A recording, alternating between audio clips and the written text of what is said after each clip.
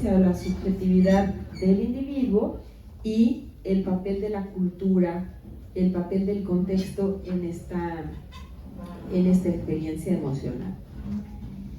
Y posteriormente los capítulos nos van dejando claros cómo desde esta aproximación epistemológica nos va haciendo una propuesta puntual clínica, y cómo al principio surge como una iniciativa de entrenar actores para que los actores puedan manejar de una manera más real las emociones de lo que van a interpretar, y que puede ser entrenable. Y de ahí, de este ámbito de actuación artístico, se traslada a un ámbito clínico, y cómo puede ser tan útil en un ámbito clínico, a tal grado que en los capítulos más finales nos da una verdadera guía de cómo poder procesar y cómo poder ayudar a, yo les llamo consultantes por la línea teórica terapéutica que tengo, ya hablaré de eso en la segunda parte, cómo ayudar a procesar estas emociones que muchas de las veces están bloqueadas. Este concepto a mí me encantó, el bloqueo emocional, y cómo se puede ayudar a desbloquear y trabajar una emoción al mismo tiempo de cómo detener ese proceso para que las personas no vayan con la experiencia emocional abierta.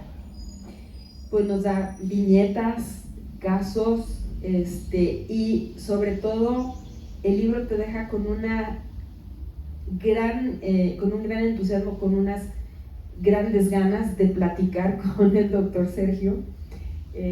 Deja muchísimas inquietudes, muchísimas dudas, pero sobre todo las ganas de tomar un taller con él. Después de leer el libro, lo único que te dan ganas es decir: quiero conocer a este hombre, quiero conocer a este colega, a esta persona tan genial, y quiero tomar una experiencia de taller con él y entrenarme con él. Entonces se lo recomiendo muchísimo, es una gran obra.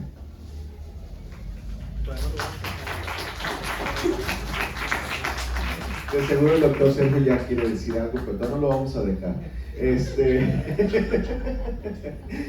Sin duda, doctora Laura, usted también como docente en los posgrados, tanto en la maestría y en el doctorado en desarrollo humano, una de las preguntas que luego de repente surgen es ¿por qué hablamos de terapia en desarrollo humano? ¿Verdad? Si hay pedagogos, ingenieros, arquitectos, etcétera, y lo dicen, pero ¿por qué en desarrollo humano hablamos de terapia? ¿No? Y por qué la importancia también de este libro para el desarrollo humano. Entonces, en ese sentido, doctora Laura, en la lectura de este libro, ¿qué conexiones, qué aplicaciones vio usted que diga, esto aplica aquí el 100% en desarrollo humano? Híjole, no sabía que me iba a preguntar. Yo hice, esto no estaba en el guión, doctor. Usted se está saliendo del programa. El desarrollo humano lo rompe todo. ¿Qué tal, doctor? Tratando de moverme a mi tensión dialéctica. Me desbloqueó la emoción del miedo. Qué bárbaro. Ese es un ejemplo de tensión dialéctica. Gracias, doctor.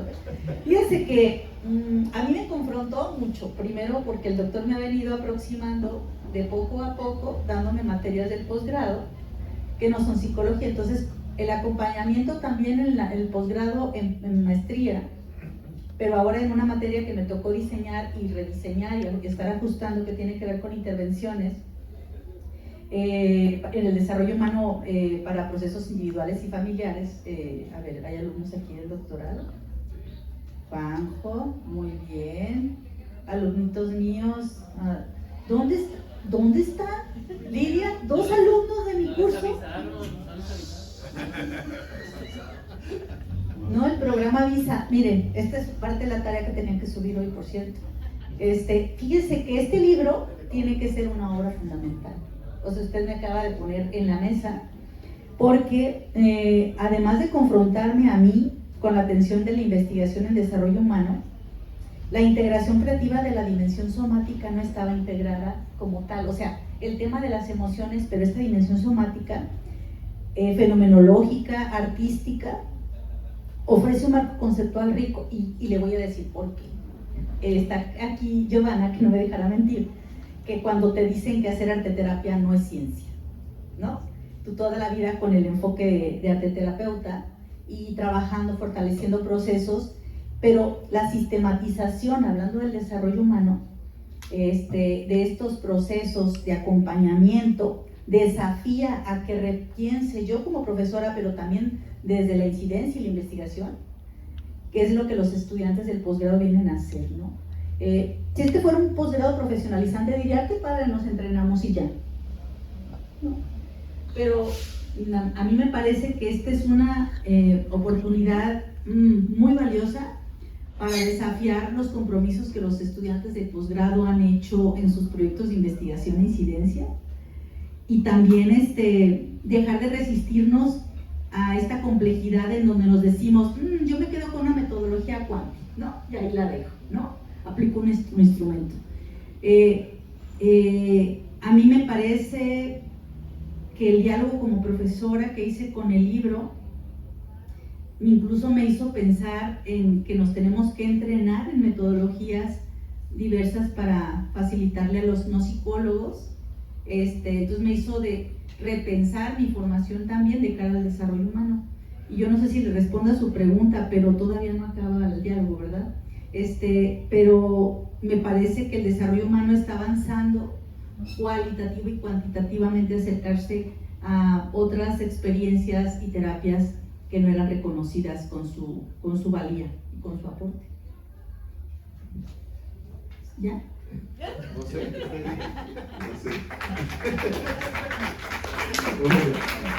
Y la doctora Laura tocó otro punto importante, que tenemos el reto en desarrollo humano y en muchos otros corrientes o aplicaciones de intervención, y como es el caso también ahorita de la terapia procesal emocional fractal. Entonces le pedí a la doctora Edith que también con su gran experiencia que tiene en terapias de tercera generación, este libro, o sea, hacia dónde cree que puede abonar a esas terapias, lo basado en evidencia, o sea, no sé, a ver, platíquenos. Sí, un placer poder andar en este punto.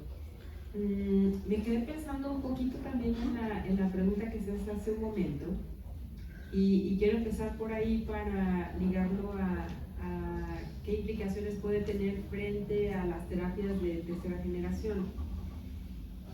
Lo que el libro toca no es un aspecto menor del desarrollo humano, es un aspecto mayor, que son las emociones.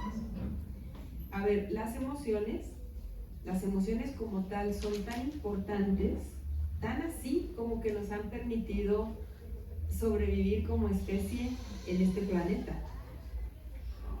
Las emociones son un tema de supervivencia, son un tema en términos darwinianos, de adaptación al medio, adaptación al contexto, y lo que nos permite estar sentados hoy aquí como humanidad. Así es que me parece que es un tema, sea aplicado en la terapia, sea aplicado en el arte, sea aplicado en la educación. Me parece que el tema de las emociones y comprender el papel que juegan las emociones es fundamental para un programa como estos, y me parece también que es fundamental de aplicación en la clínica. Como les decía en mi bloque anterior en que participé anteriormente, mi pasión es precisamente el trabajar con las emociones y el trabajarlo desde un ámbito clínico, y no solamente desde un ámbito clínico individual, sino también me apasiona mucho el poder facilitar procesos emocionales en ámbitos clínicos comunitarios, como lo pueden ser las escuelas, y muy en la línea de prevención, facilitando procesos de desarrollo humano a través del desarrollo psicológico, en donde las emociones juegan un papel muy central. En esta línea clínica, en mi deformación profesional, me he adentrado muchísimo más en conocer cuáles son los mecanismos de aprendizaje desde las teorías conductistas, que en una primera instancia, en una primera generación, que era el conductismo primero de los años 50 del siglo pasado, pues tenían totalmente desatendido este punto. La emoción, por no ser vista, medible, observable, no era un objeto de estudio del conductismo y mucho menos aparecía en el análisis conductual aplicado, que fue la herramienta que luego surgió para llevarlo a la clínica. Después, y el pensamiento mucho menos, era la conducta observable, operacionalizable, programas de reforzamiento, etcétera, etcétera, que fue la primera generación. En la segunda generación, bueno, a la par, en la historia, ustedes, muchos de ustedes lo saben, y si no lo saben, déjenme les cuento el chisme, es que cuando está surgiendo este movimiento conductista, también a la par existe una segunda fuerza en donde se hablaba del inconsciente, de la fuerza de psicoanálisis, y se centraban en aspectos más intangibles que eran completamente opuestos a las propuestas del conductismo, pero que de todas maneras no nos dejaba muy claro cómo se manejaba la emoción ahí, porque más bien era enfocado a atender esa experiencia que teníamos, déjenme así decirlo, de las emociones como actos más de energía inconsciente, de pulsión, como instintos, y no se quedaba tan claro o tan esclarecido lo que era la emoción. Fue en realidad Darwin quien le dio un peso importante al tema de las emociones en esta época, y después de esto surge a la par un movimiento muy fuerte sobre el procesamiento de la información, y entonces se agrega a las terapias de segunda generación el elemento de pensamiento y se asume el paradigma muy pragmático, muy utilitario, de que las emociones son una resultante de los pensamientos. Así que pienso, luego siento. Podríamos utilizar la frase ahí. Y desde mi punto de vista, en las terapias de segunda generación, las emociones, el proceso emocional, quedaron también desdibujadas, quedaron en un segundo o tercer plano, para darle la primacía de atención a la forma en que las personas pensamos, porque se tiene esa premisa de que si logramos modificar la forma en que nosotros pensamos, nuestro mindset, dicen por ahí algún término, entonces de manera efectora, no voy a utilizar efectora porque es una palabra que se utiliza en el libro y tiene otro sentido y no los quiero confundir. Ahorita el doctor nos hace una pregunta que le tengo, ¿qué es esto de efector? Proceso emocional efector o proceso efector emocional, sino que por consecuencia al cambiar nuestra manera de pensar, cambiamos nuestro estado emocional. Luego vienen las terapias de tercera generación, a principios de este siglo, en donde cambia un poquito el paradigma epistemológico y le hacemos un poquito de más justicia al proceso emocional, y aparecen terapias como la que yo manejo, la terapia dialéctica conductual, la terapia de aceptación y compromiso, que ponen a la emoción en el centro del proceso de atención, y en eso me llama mucho la atención y dialoga mucho la obra del doctor Lara, del doctor Sergio Lara, con la nueva perspectiva de las terapias conductuales de tercera generación, en donde la emoción es el proceso a intervenir con las personas. En este sentido, yo le encuentro muchos puntos de coincidencia a la terapia procesal emocional fractal con los planteamientos epistemológicos de las intervenciones de tercera generación.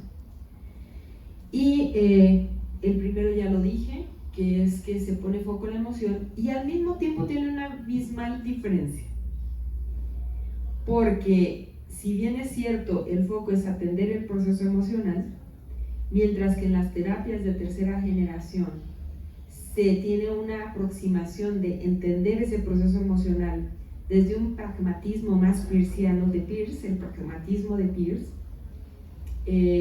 y en función del contexto, desde la propuesta fractal, del procesamiento emocional fractal, hay una aproximación más fenomenológica existencial, que tiene sus orígenes claramente desde el alma de Motin, que es muy importante conocer de esto y irlo viendo desde la lectura, que tiene más de 3 décadas. El alma de Motin, este procedimiento que viene más desde Europa, desde el cono sur de nuestro continente, y este otro movimiento de funcionalismo pragmático de Peirce, que viene más desde la cultura más anglosajona. Entonces, sí tiene su punto de coincidencia en que hay un foco importante para la emoción, de atender la emoción como un proceso fundamental de adaptación, y al mismo tiempo una aproximación filosófica diametralmente opuesta, pero que forma parte del mismo continuo. A mí me encanta porque desde la aproximación que yo manejo, la dialéctica tiene mucho sentido para seguir fomentando el movimiento y el cambio.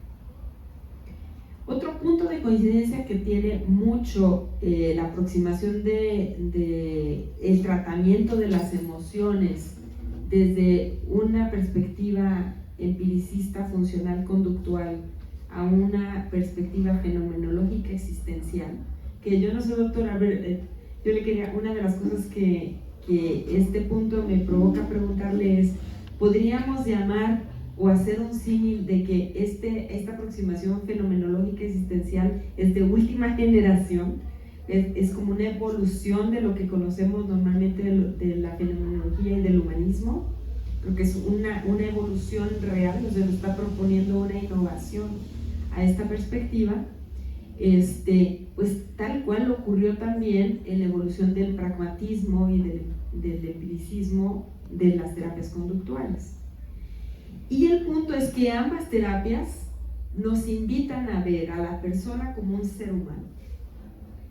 Y ambas terapias, aunque parten de puntos epistemológicos opuestos, pero que forman parte del mismo continuo, nos invitan a ver a las personas como entes en constante cambio y nos invitan a ver las crisis y el caos, que de ahí viene fractal, como perfectas, como funcionales para provocar un posterior orden y una posterior adaptación. Nada cómodas, muy incómodas en los procesos y al mismo tiempo muy necesarias para permitir la evolución y para permitir la adaptación del ser humano. Fractal es un término que a mí me atrapó, proviene de poco de la teoría de caos. No me vaya a golpear si lo entendí mal. Un poco de la teoría de caos proviene un poco de la geometría, de las matemáticas, de un matemático que se puso a analizar, a ver en situaciones de caos, hay una constante, que hay estas formas geométricas que aparecen mini constantes como en procesos dentro del caos. Y ahorita a ver si el doctor no me da de sopes porque lo entendí mal. Lo bueno es que tengo la oportunidad de platicar con él y me puede decir, Edith, lo entendiste completamente al revés. Y está bien si me dice eso.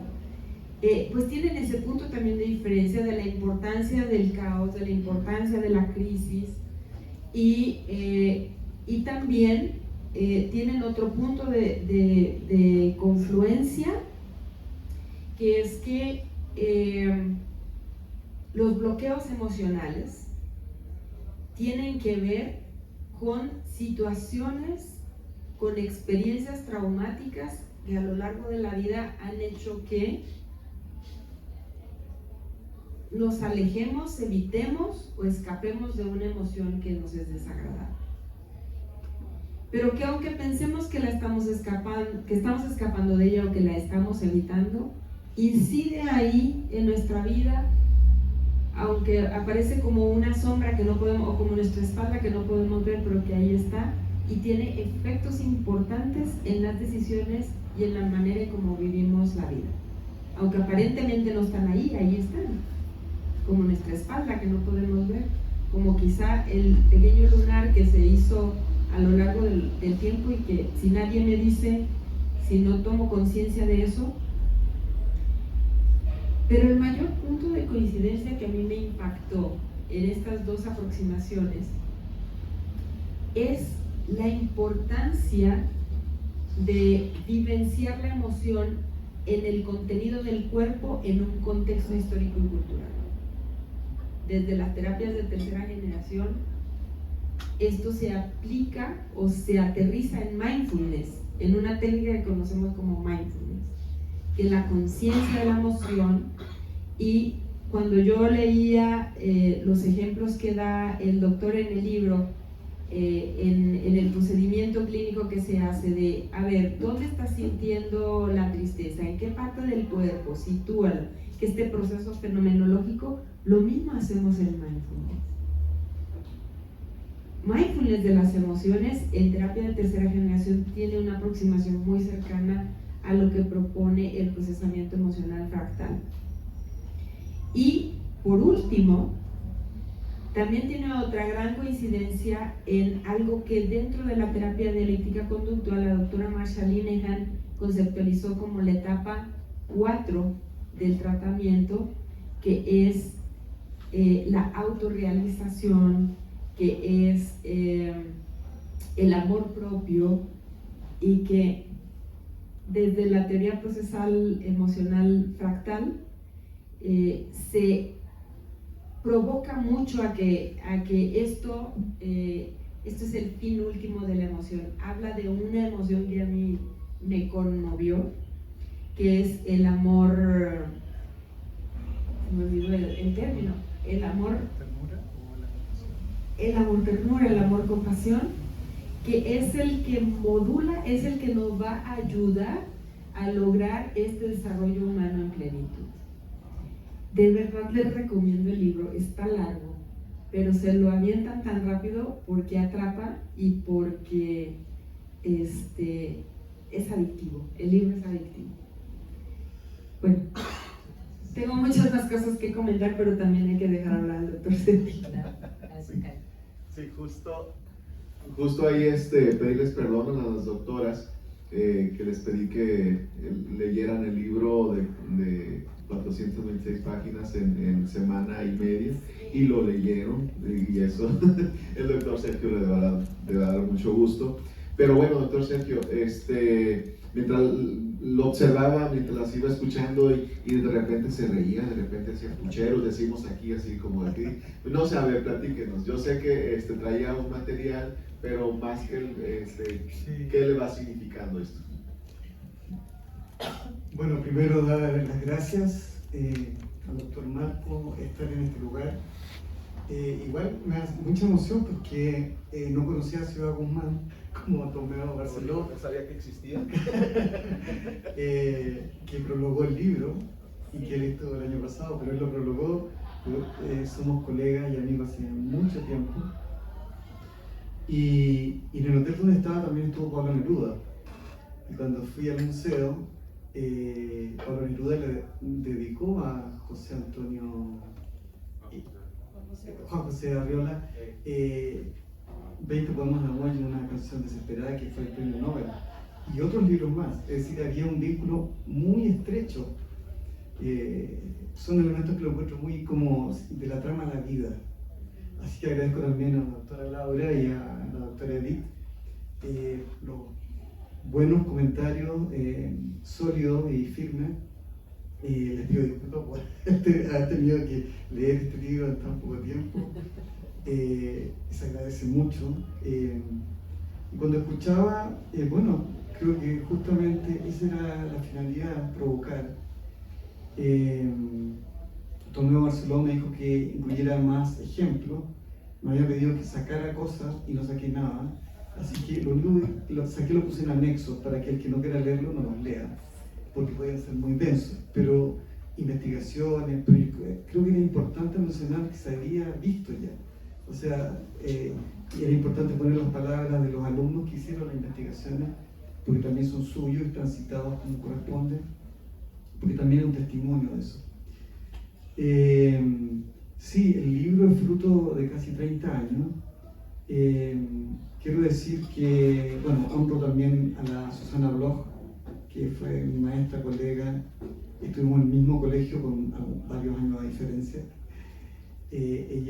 Susana Bloch, era judía exiliada, escapada del nazismo, que llegó a Chile y se considera totalmente chilena, no se considera para nada alemana, chilena sí en todo su sentido, por muchas razones culturales y todo, ¿no?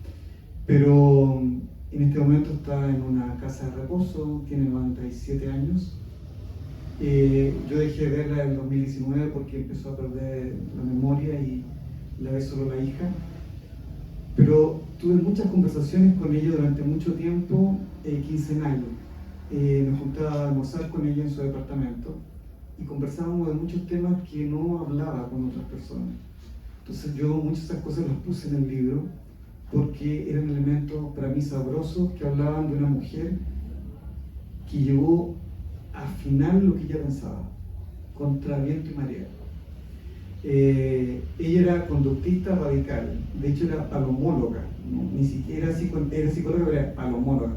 Cuando yo le decía a mis estudiantes, ¿pero cómo profesor palomólogo? Sí, estudiaba las palomas, era experta en palomas, conductista radical.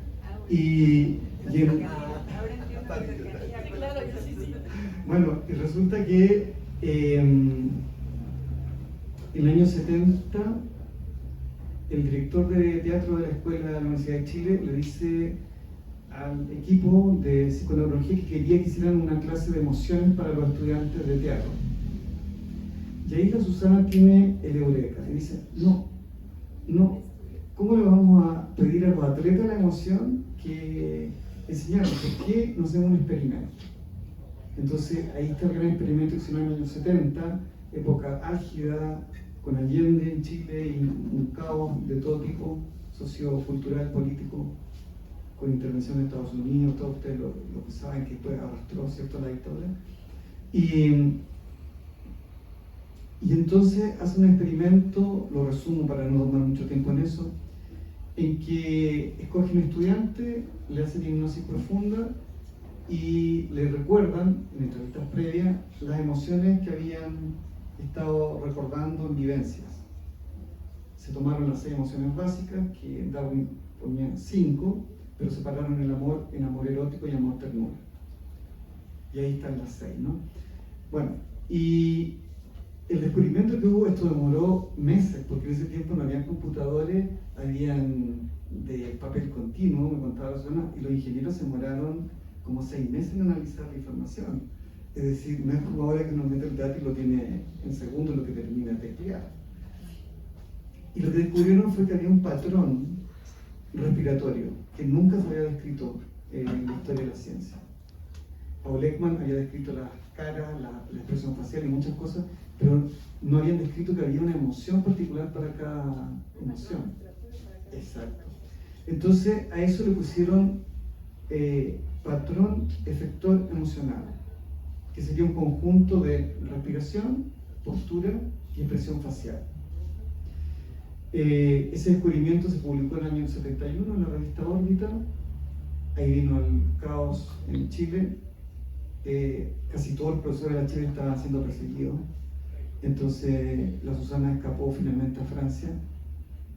Y los estudios que tenía con su segundo esposo, Martín Oya, que era palomólogo, eran de rigor, es decir, toda persona que estudiaba el ojo, se estudian las palomas por el ojo humano, tenía que estudiar las palomas. Entonces, en París entran al Pierre-Marie Curie-Cermens, que era el más importante. En Europa estaba el de Berlín, el de Cambridge y el de París. O sea, y queda como en el directorio, es decir, fue muy bien considerado. Pero ella tenía que estudiar palomas. Entonces, en los tiempos que estaban libres, se iban a Dinamarca y empezaron a repetir la investigación que se hizo en Chile para ver si no había sido casualidad, había que repetirlo 2 o 3 veces, lo repitieron varias veces. Efectivamente, había ese patrón efector emocional, conductista total. Y la segunda pregunta era evidente: ¿esto se podrá enseñar o aprender? Porque esa pregunta hay que responderla.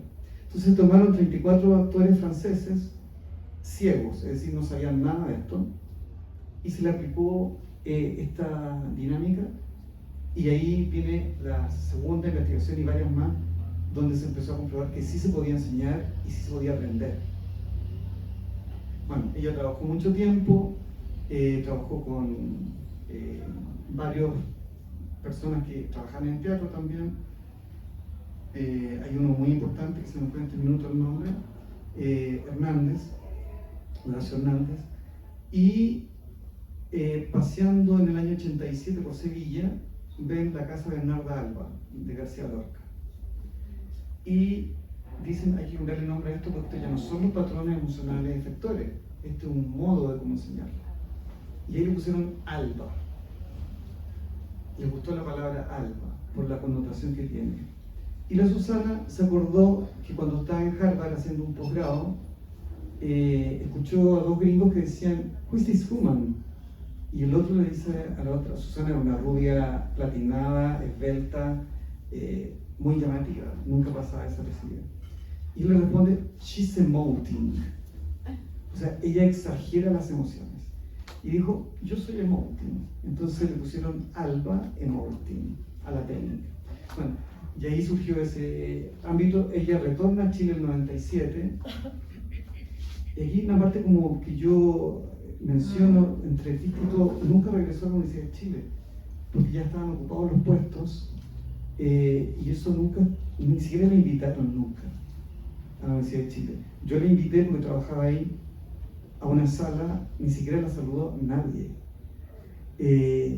Bachelet le dio el premio como una de las 10 mujeres más importantes de Chile en unos años atrás, y cuando le dieron el premio de psicología a Susana Bloch, no lo quiso recibir, me mandó a mí, y yo tuve que hacer el discurso y recibirlo por ella. Yo creo que tenía resentimiento, ¿no? Es válido que uno tenga y diga, bueno, ahora me llaman cuando yo estoy de vuelta. Bueno, esas son cosas anecdóticas que yo algunas las relaté porque eran importantes. Entonces, yo la abordé en el 97 en un congreso y dije, yo quiero aprender esto. Ya me dijo, anda a mi casa tal día. Y fui, y había otra actriz y me hizo una experiencia y me hizo cantar el himno del modelo de sala en mi colegio en patrón erótico mientras lo enseñaba. Y la actriz se iba haciendo el miedo. Era una cosa muy freak, así. Yo decía, Liceo enseña. Y la actriz, esa era una cosa muy así, friki, digamos. Yo lo hice porque, claro, estaba con la doctora Bloch y qué hacer, tenía que hacer lo que me decían, ¿no? Bueno, y ahí estuve trabajando con ella mucho tiempo y me formé totalmente con ella. Y me empecé a hacer muy mano derecha de ella en muchas cosas. Le invité a la Universidad de Concepción, donde dio varias conferencias, y le pedí autorización para enseñar esto en la universidad. Entonces, cuando me dio permiso, yo empecé a hacer lectivos en la universidad de un semestre, desde el 2001 hasta el 2015, 2 veces por año. Entonces tenía 22 alumnos cada vez. Y tenía 2 o 3 oyentes que iban porque no podían estar y yo lo aceptaba como oyente. Entonces, con este grupo muchos se interesaron en aplicar y aprovechamos la licenciatura para investigar aplicaciones en distintos ámbitos. Quiero seguirme la primera investigación que a mí me marcó y que me hizo cambiar el rumbo. Trabajamos con todos los rigores, control, permiso, etc., con un grupo de mujeres con mastectomía total y parcial, que ya estaban en etapa de post-tratamiento, que eran del sector popular. Nosotros les teníamos que pagar hasta los buses porque no tenían dinero. Ellas llegaron y le decían, que los esposos le decían, ¿para qué ir a esa? Hay un chilenismo que no lo voy a decir porque está bueno, pero ¿para qué ir a esa cuestión? Después va a llegar toda embarrada. Claro, porque en los hospitales muchas veces hablaban del cáncer y todas las personas terminan peor que como salían porque ven que la cosa pues, es terrible, ¿no? Y en el taller nosotros nunca mencionamos la palabra cáncer, nunca mencionamos nada. Solamente le invitamos a vivir los patrones emocionales como en 4 o 5 sesiones. Tuvimos un error investigación porque no videamos ni sacamos fotos. Y a mí me impactó el último día, ellos me hicieron un cóctel con aceitunas, queso y todo, que seguramente les debe haber costado mucho dinero porque tuvieron que ahorrar mucho para eso, fue un regalo que nos dieron. Y lo que más me llamó la atención es que venían pintadas,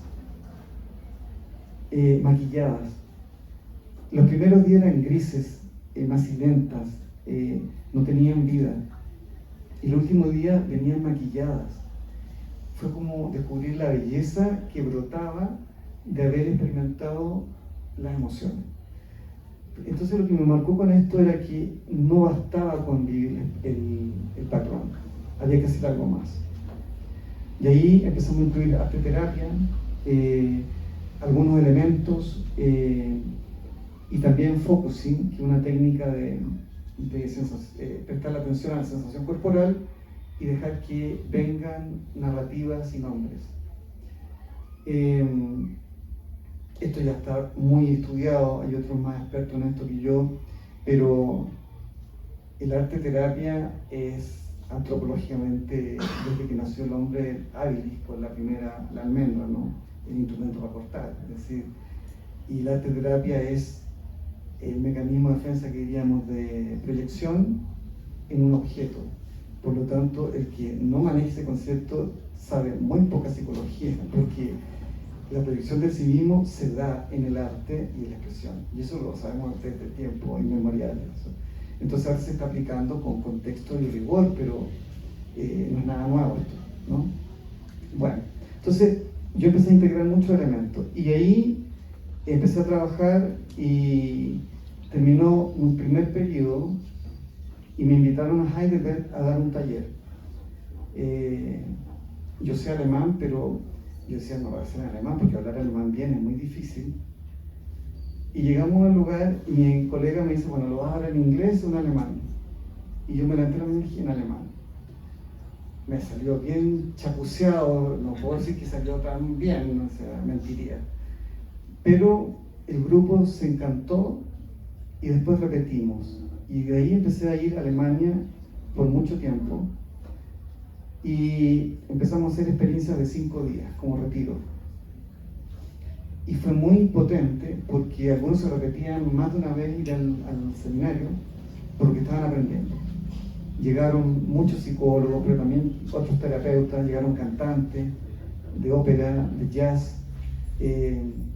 Hicimos experiencias muy interesantes con ellos.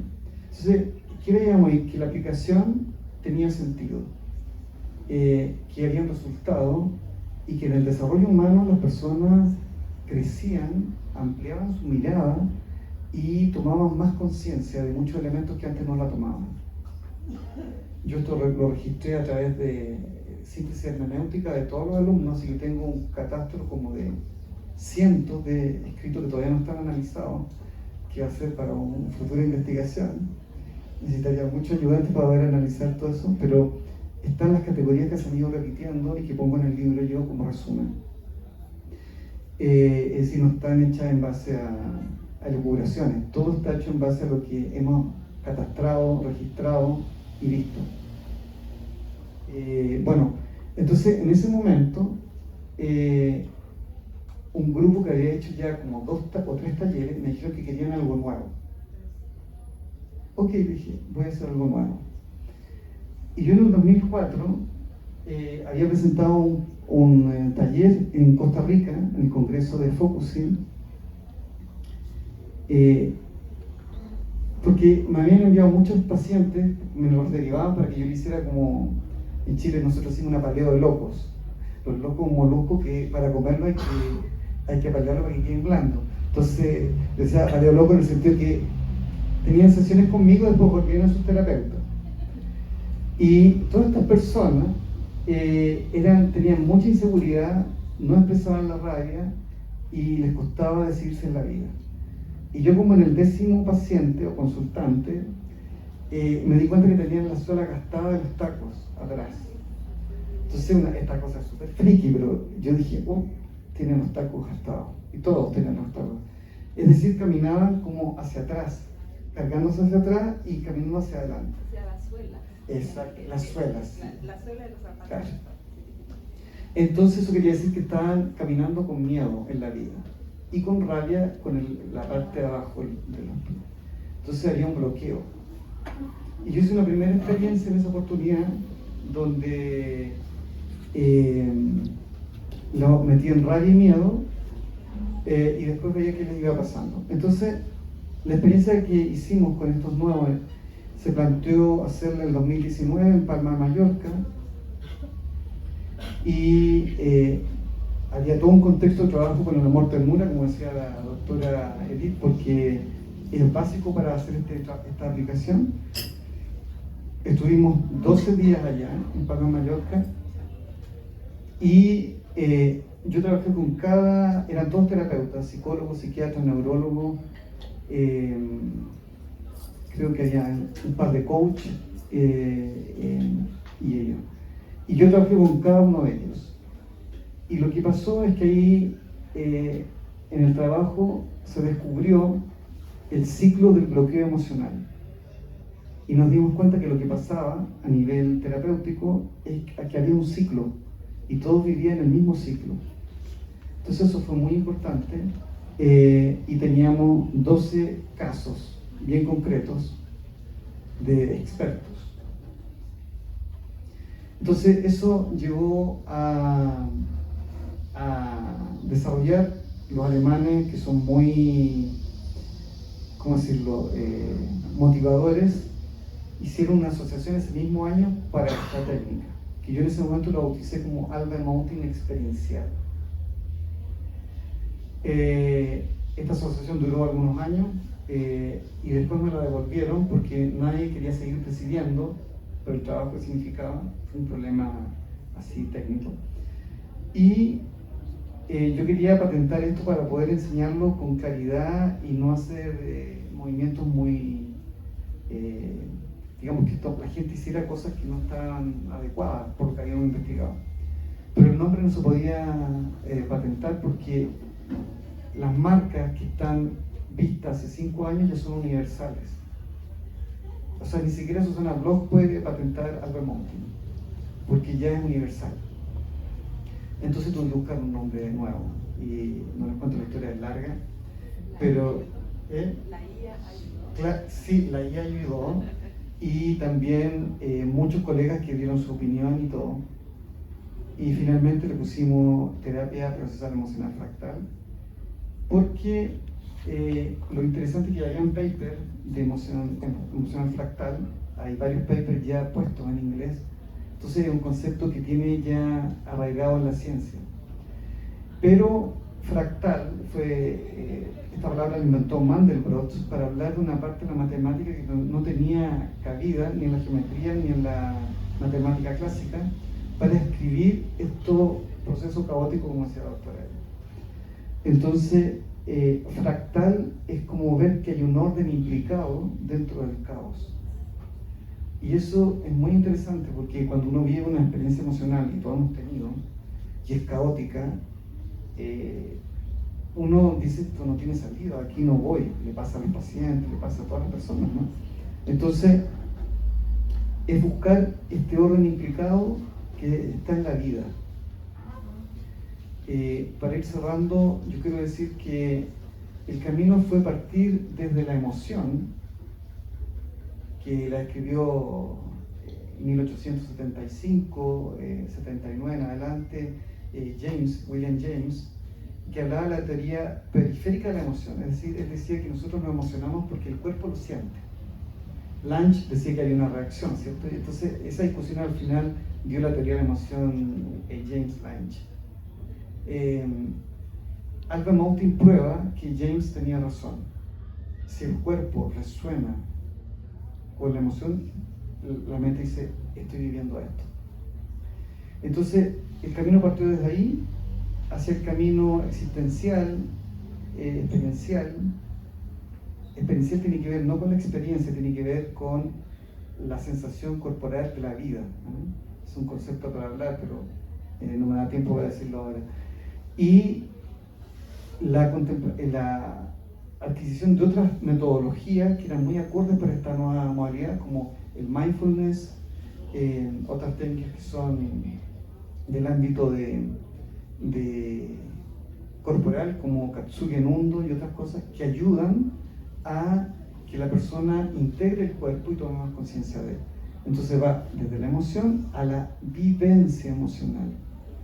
La vivencia emocional es humana, porque es la experiencia de la vida y cómo eso me une y me interconecta al mundo, a la cultura y al lenguaje. Entonces ahí está más la visión de Merleau-Ponty, de un cuerpo vivenciado más que un cuerpo biológico o anatómico. Eso es lo que puedo decir. Sin duda, doctor, el escucharte hablar, ¿no? Emociona y captura la atención y la emoción de todos, y creo que eso lo lograste transmitir en el libro, pues así lo han expresado las doctoras, pues. Y claro que también yo no terminé de leerlo, o sea, mía culpa, por obvias razones, pero bueno, también yo traía varias cosas para comentarte, pero pues yo creo que tenemos que tomarnos un café o un pinito, para que nos escuchen, que está grabando ahí. Porque hay muchas cosas, ¿no?, que despierta este libro, quedan muchas cosas que compartir, que platicar y sobre todo que vivir, ¿no?, que vivirlo. Pues desafortunadamente se nos termina el tiempo y quisiéramos seguir platicando, pero pues bueno, hay que seguir con el programa. Pero bueno, no es comercial, pero sí, igual la parte, digamos, una probadita de lo que es lo vivencial, todo esto, pues se va a vivir al rato, ¿no? O sea, bueno, por la tarde, en lo que es el taller, ¿no? En lo que es el taller. Sí, eso quería decir. El libro tendría que haber estado acá, pero no llegó. Hay un problema con la editorial. Ya está en papel, yo ni siquiera lo tengo yo en papel, pero está en ebook y se puede adquirir ahí de forma muy módica. Claro, yo también soy de los que gusta más el papel, pero de momento no hay, lamentablemente. Pero yo espero que pronto se comercialice, porque la editorial Ibero Latinoamericana llega a todas las editoriales hispanohablantes. Así que yo espero que eso sea pronto. Y lo otro que nos puse también, la página web es FEPTI, Fractal Emotional Process Therapy. La página web es fepti.org o Sergio Lara.org. También llega a la misma página y ahí hay videos donde yo explico más detalles, hablo mucho más de eso. Y quiero decir muchas gracias, porque además es el lanzamiento oficial. La trama de la vida hizo que acá fuera el lanzamiento oficial. Así que les agradezco mucho a ustedes por su presencia.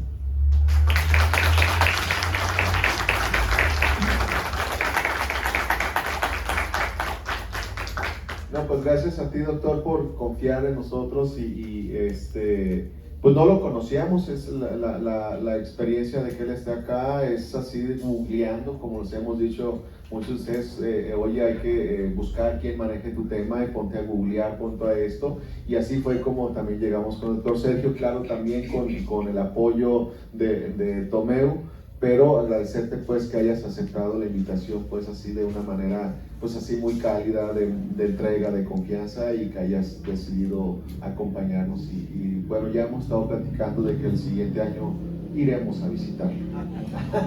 Bueno, hasta el siguiente año, porque tan lejos.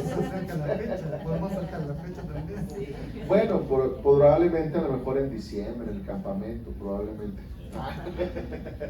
Bueno, entonces, pues nada, agradecerles y entregarles una pequeña constancia de haber tomado también ustedes el tiempo, agradecerles el tiempo que se tomaron para hacer esta lectura y compartir pues con el doctor Sergio.